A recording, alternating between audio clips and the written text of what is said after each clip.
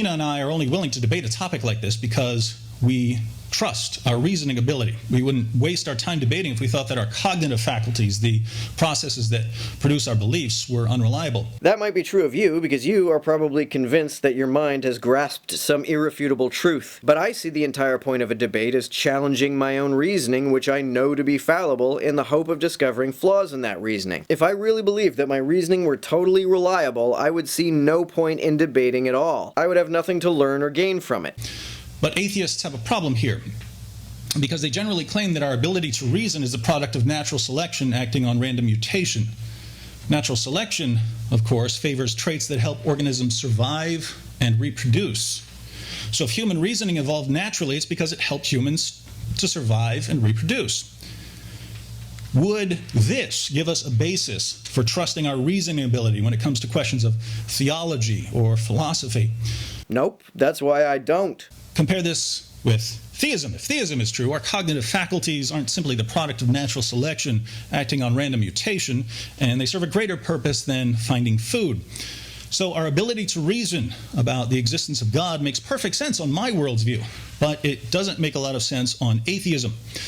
This means that if atheists want us to take their arguments seriously, they'll need to give us an explanation consistent with atheism, which accounts for the reliability of human reason. Why would I have to account for the reliability of human reason if I don't believe that human reason is reliable? Until they do, I'll have to regard their claims as incoherent and self-refuting. Non sequitur. They would only be incoherent if they contradicted themselves. It would be a contradiction to say, all of my claims are false. But atheists are not saying this. I suspect that all of my claims are possibly false, but that's not a contradiction. It's not self-refuting, and it's not incoherent.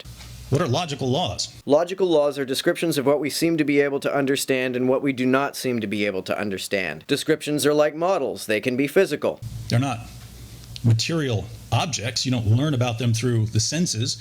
So what? The fact that you don't learn about something through the senses does not mean that that thing is immaterial. You learn about the laws of nature by making observations and forming generalizations. That's not how you learn about laws of logic. Logical laws are abstract and conceptual. They're concepts. And what are concepts if they're not patterns of brain activity? The law of non-contradiction was true before there were any human beings. So the law can't just exist in the mind of humans. If all human beings died tomorrow, it would still be true. How can you know that they would be true in the absence of human minds? The laws of logic seem to apply in every scenario we imagine with our human minds, even when we imagine scenarios in which human minds are absent. But we can't infer from the fact that we can't seem to imagine a universe without the laws of logic that no such universe could exist. I don't know what it would mean for such a universe to exist, but because I don't know what it would mean, I can't say it's impossible.